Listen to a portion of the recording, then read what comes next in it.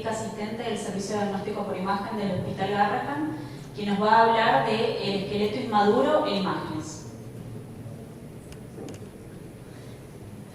Bueno, muchas buenas tardes a todos. Les agradezco primero a los de la organización por hacerme participar de estas charlas y a todos ustedes por quedarse. Bueno, vamos a ver cómo me va con esto. Yo les voy a hablar sobre alteraciones en el esqueleto inmaduro, sobre todo las lesiones fisarias. Sabemos, lo importante es saber qué es la fisis, mientras que nuestro cuerpo y organismo crece y se desarrolla sin tener un órgano específico para eso. El hueso sí lo tiene y es a través de la fisis que logra un crecimiento longitudinal. Este crecimiento rápido hace que sufra mayor vulnerabilidad, esté más expuesto a lesiones durante el desarrollo, y eso puede traer alteraciones articulares tempranas. En la patología del sistema musculoesquelético, un niño deja de ser un niño cuando ha desaparecido el cartílago de crecimiento. El hueso largo crece o se forma a partir de un hueso mesenquimático. Ese hueso mesenquimático, alrededor de la 6ª semana de vida intrauterina, aparecen células mesenquimáticas que se transforman en condrocitos, que se calcifican. Aparecen trayectos vasculares que traen osteoclastos y osteoblastos. Y tenemos dos tipos de cartílagos de crecimiento: la fisis, entre la metáfisis y la epífisis, para el crecimiento longitudinal, y el núcleo de osificación secundario, en forma de semiesfera, que aporta con su crecimiento el desarrollo de la epífisis. La fisis es un cartílago de crecimiento que es suave, es plano. Las fuerzas biomecánicas pueden generarle ondulaciones y tiene un espesor constante durante toda la infancia, debido a un balance específico en los condrocitos. El adelgazamiento o las áreas de mayor ondulación son signos de cierre. Este es un esquema de un hueso largo, del final de un hueso largo en un niño, donde tenemos tres tipos de cartílagos: el cartílago articular, el cartílago epifisario, que rodea el núcleo de osificación secundaria, y el cartílago de crecimiento, la fisis. Esto está histológicamente dividida en 4 zonas. Tenemos una zona de reserva, donde los condrocitos están dispuestos en forma aleatoria, una zona proliferativa, donde se empiezan a alinear en columnas, y una zona hipertrófica. Y después tenemos la zona de calcificación provisional, que es donde se va a producir la mineralización de la matriz osteoide. Esta zona queda relativamente avascular debido a los loops que hacen las arterias metafisarias y diafisarias, dejando, como les dije recién, la zona relativamente avascular para que se produzca esa mineralización. Estas son imágenes sagitales en diferentes edades. Sagital T1. La primera es un bebé chiquitito, por eso todavía vemos la médula ósea isointensa. Tenemos un cartílago de osificación secundario relativamente pequeño, que eso sí va a ir aumentando con la edad, pero la fisis se mantiene relativamente constante en espesor hasta llegar a la maduración esquelética alrededor de los 15 años en las chicas y un poquito más tarde en los varones. El crecimiento del hueso no solamente depende de factores genéticos, sino que también depende de la dieta, de la función de las glándulas endócrinas, de la actividad física que realicen y de la irrigación sanguínea. Y todo esto interviene en sostener y modificar el crecimiento óseo. Entonces, para hablar de las alteraciones que puede sufrir, tenemos una fisis que responde con un número muy limitado de reacciones a muchos procesos anormales, aumentando el crecimiento, disminuyendo el crecimiento o teniendo un crecimiento anómalo. Y estas reacciones pueden darse en diferente extensión, según sean causadas por enfermedades sistémicas o locales, y a generar alteraciones en toda la fisis o solamente en una fisis determinada. Estas alteraciones pueden deberse a infecciones, alteraciones endócrinas, a traumatismos, a tumores, a efectos producidos por la radioterapia o alteraciones nutricionales, en el caso del escorbuto, por alteración en la matriz germinal, o en el raquitismo, en la matriz mineral. Estos mecanismos causales pueden ser, por ejemplo, pueden ser directos o pueden ser indirectos, es decir, afectan directamente la fisis o en forma indirecta. En el caso de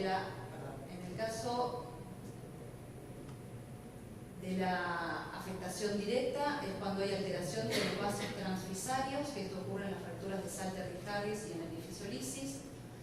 Afectaciones indirectas por afectación de los vasos epifisarios en la enfermedad de Carpe-Pertes, en la enfermedad de Blount y en la osteomielitis, y también por afectación indirecta en el caso de que haya alteraciones en la vascularización metafisaria, en las fracturas en la esquina, en la osteonecrosis y en las injurias por sobreuso. Bueno, vamos directamente a las lesiones. Las primeras son provocadas por fracturas. Estas tienen su origen en la zona de calcificación provisional, sobre todo en los niños adolescentes, físicamente muy activos en el momento del empuje puberal, cuando el crecimiento desestabiliza esta zona de calcificación provisional. Salter y Harris las clasificó en 5 tipos, que son las más utilizadas. La tipo 1 es un ensanchamiento fisario. En la tipo 2 tenemos afectación de la fisis con extensión hacia la metáfisis. En la tipo 3 tenemos afección de la fisis con extensión a la epífisis. La tipo 4 atraviesa los 3 planos, metáfisis, fisis y epífisis. Y la tipo 5 es una fractura por compresión de toda la fisis. Estas son 3 pacientes que han sufrido traumatismos. En el primer caso tenemos un paciente con un traumatismo en la muñeca. Esta es una radiografía antero-posterior, donde es difícil establecer algún trazo de fractura. Con la tomografía se puede ver que sí tiene alteración a nivel fisario con extensión hacia la metáfisis. Es una Salter-Harris tipo 2. En el segundo caso es un paciente con un traumatismo de tobillo. Esta es una radiografía frente, donde también es difícil ver si tiene o no algún trazo de fractura, pero por la persistencia de los síntomas se le realiza una tomografía y ahí se ve el trazo de fractura comprometiendo la fisis con extensión hacia la epífisis, una Salter-Harris tipo 3. Y en el tercer caso es una radiografía de perfil del tobillo, donde sí se ve el trazo de fractura, pero es difícil determinar el compromiso fisario. Con la tomografía se ve que tiene compromiso de los 3 planos, es una Salter-Harris grado 4. Entonces, si bien las fracturas inicialmente se estudian por radiografía simple, ante la persistencia del dolor y la ausencia de un trazo fracturario, es importante hacerle la tomografía. Hablando de fracturas, están las fracturas de la tuberosidad anterior de la tibia, clasificadas por Watson, John, Ogden. Les voy a mostrar solamente la tipo 4 y la tipo 5, que son las que comprometen la fisis. Se producen por contracción poderosa de los extensores de la rodilla, también en adolescentes físicamente activos. Y en el tipo 4 hay una avulsión de la tuberosidad anterior de la tibia con extensión hacia la fisis. Y en la tipo 5 tenemos avulsión de la tuberosidad anterior, extensión hacia la fisis y compromiso de la epífisis.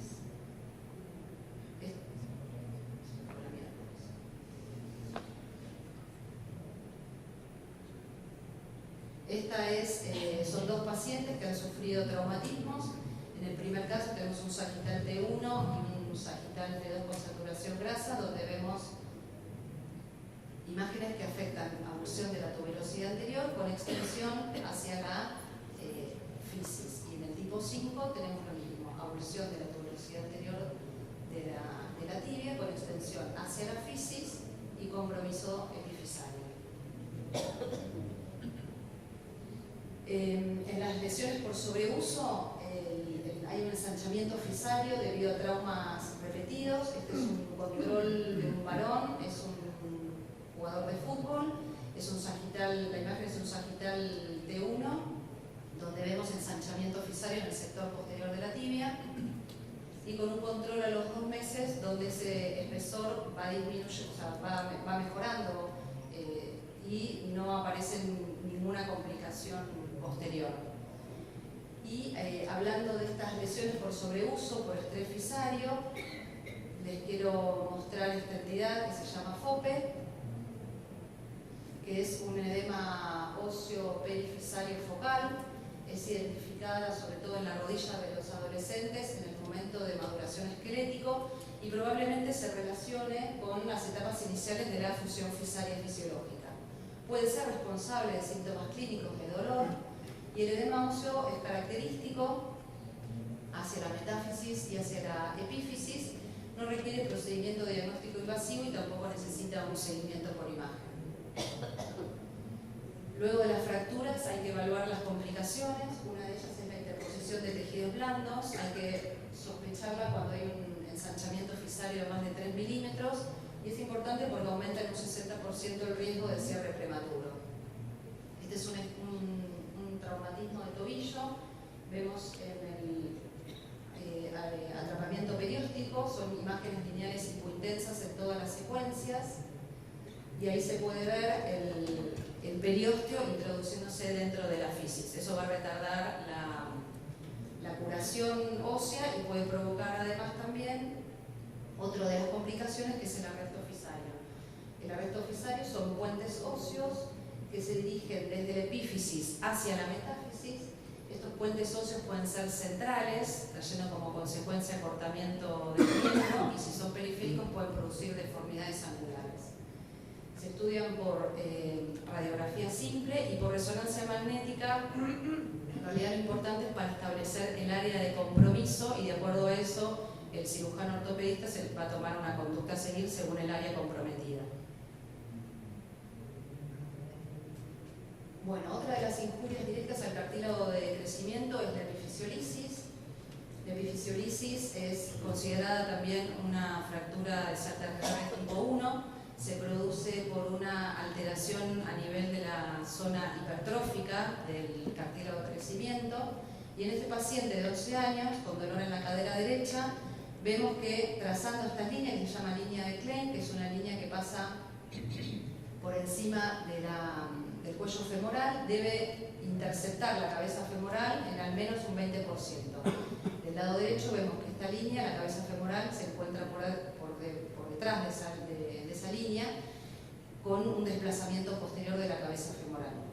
Es frecuente en varones, alrededor de los 10 a 15 años, sobre todo chicos con sobrepeso. Puede ser originada por causas mecánicas y por causas hormonales también. Y hay varias clasificaciones según el grado de desplazamiento, según la estabilidad o según el ángulo hacia donde se desplaza. Y según este grado de desplazamiento podemos tener una etapa inicial donde hay un ensanchamiento fisario, un desplazamiento leve cuando es menos del 30%, un desplazamiento moderado cuando es entre el 30 y el 50%, y un desplazamiento grave cuando es mayor al 50%.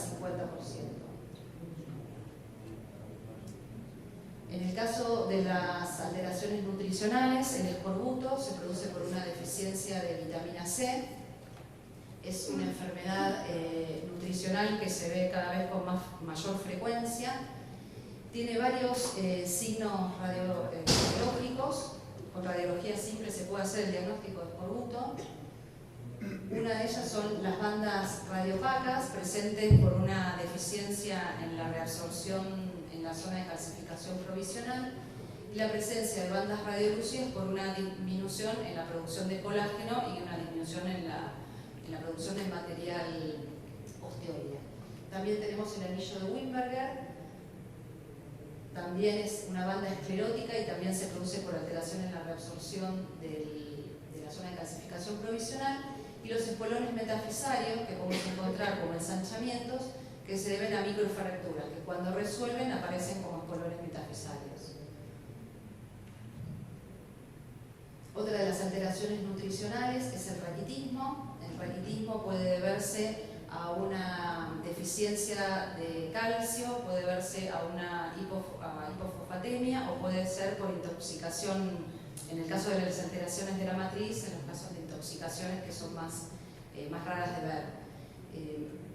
Si bien las más frecuentes son por déficit de vitamina D, en el ámbito hospitalario, al tener tantos pacientes con insuficiencia renal, es más frecuente para nosotros ver raquitismos que sean hipofosfatémicos, pero en realidad los hallazgos radiológicos son iguales, lo que difiere son en los hallazgos bioquímicos.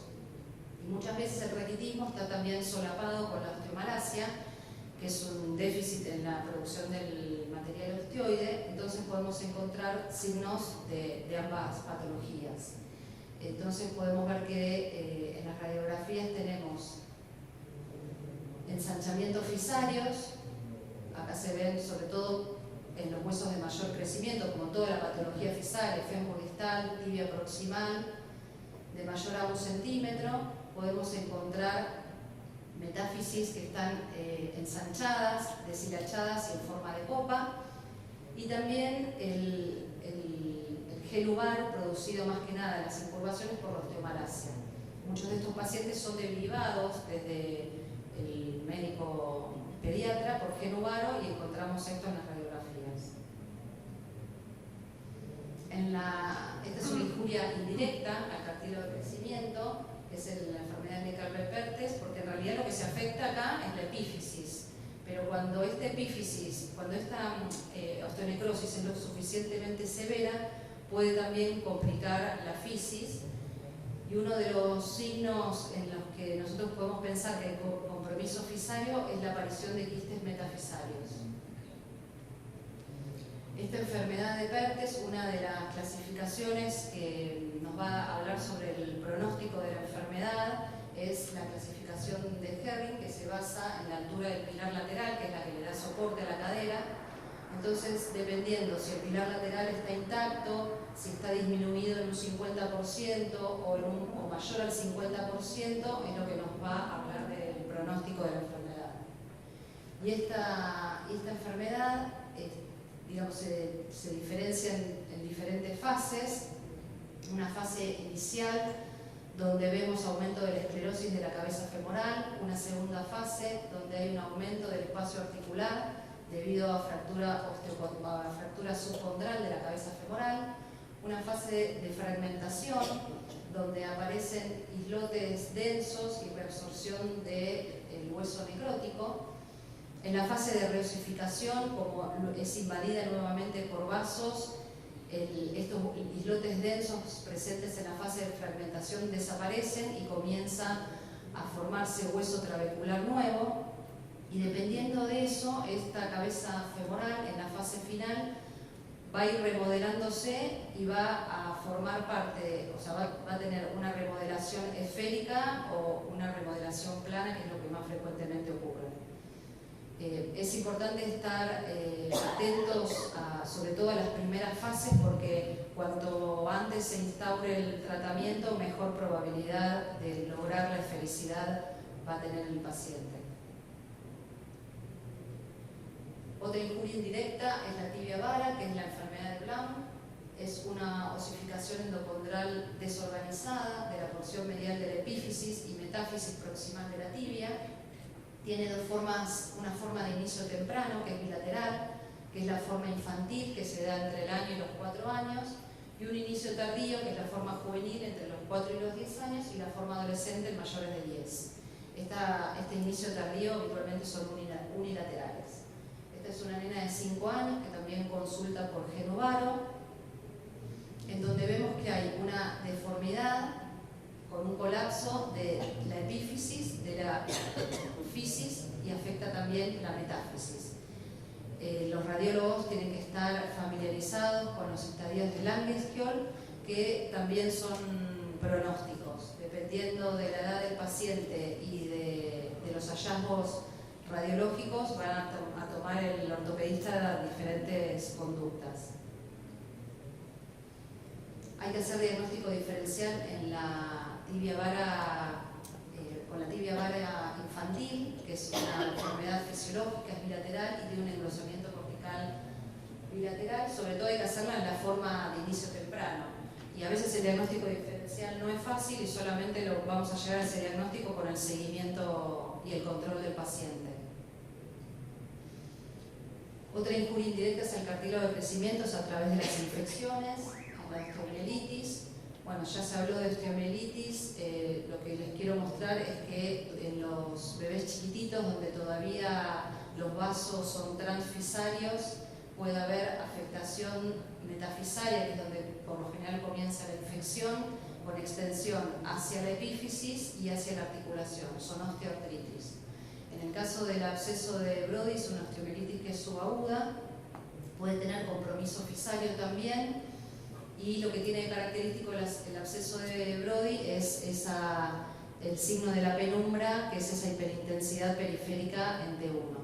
Y después tenemos la osteomielitis en el niño más grande, con afectación metafisaria, pero que la fisis ya a esta edad juega el rol de barrera fisaria, evitando que la infección se propague a la articulación. Otra injuria indirecta es la provocada por la radioterapia. Con la radioterapia hay una condrogénesis detenida, pueden verse cambios con radiaciones tan bajas como 3 Gray y alteraciones que se pueden ver después de los 6 meses de la exposición. No está claro si es secundario daño vascular, a daño celular o ambos. Podemos encontrar esclerosis a nivel de las metáfisis, con bandas radiolúcidas metafisarias, ensanchamiento metafisario y deshilachamiento. Esta es una nena de 6 años con un diagnóstico de rhabdomyosarcoma alveolar que recibió durante toda su terapéutica 5.000 miligray, 5 Gray.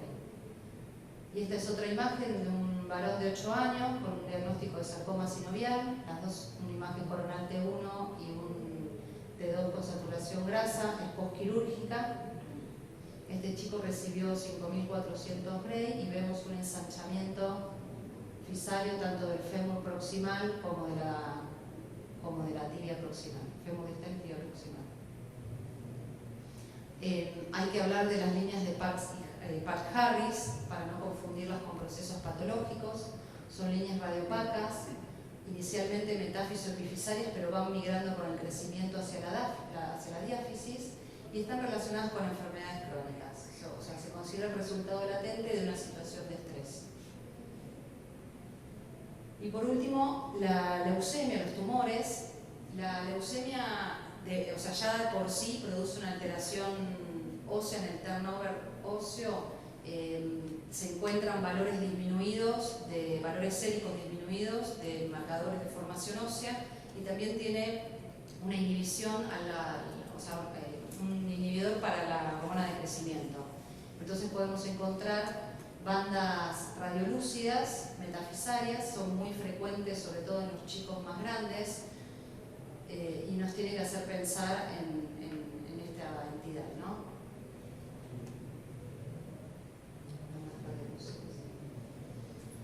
Bueno, recordar, la fisis es una estructura altamente especializada, permite el crecimiento longitudinal del hueso largo y por su alto crecimiento es muy susceptible a las injurias, tanto directas como indirectas. Bueno, muchas gracias por su atención y por su